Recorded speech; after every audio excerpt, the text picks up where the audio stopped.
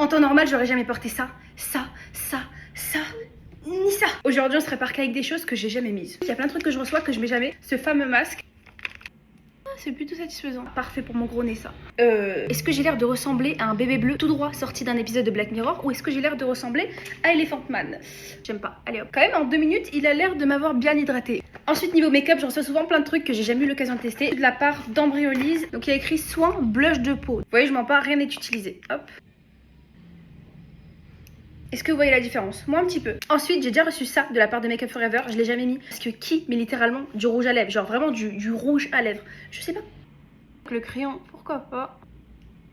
Oh là là. J'adore Make Up Forever hein, mais quand ils m'envoient des trucs c'est toujours des couleurs what the fuck.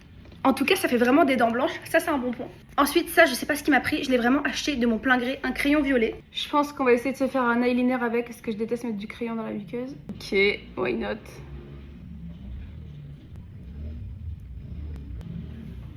Genre là ça give un peu gothique. Je fais un peu Jessica Rabbit, femme mystérieuse, mais c'est pas mon délire, je préfère être lumineuse. Ensuite pour l'anti-cerne, on va prendre une teinte que j'ai jamais prise. Donc c'est parti. J'adore les palettes de Make Up Forever, c'est une dinguerie. Ok. Ensuite, mascara brun. C'est pas que je l'ai jamais mis, c'est que je l'ai essayé une fois et j'ai pas pu sortir avec parce que je trouvais que ça faisait pas assez de cils. Je pense que si vous avez les yeux bleus ou verts, ça peut vraiment rendre un truc de ouf et faire pop la couleur. Mais si vous avez les yeux noirs plus foncés que ça, inutile. Ensuite, bijoux. J'ai 1 milliard de bijoux que je mets jamais. Lui, par exemple, jamais mis, on va le prendre.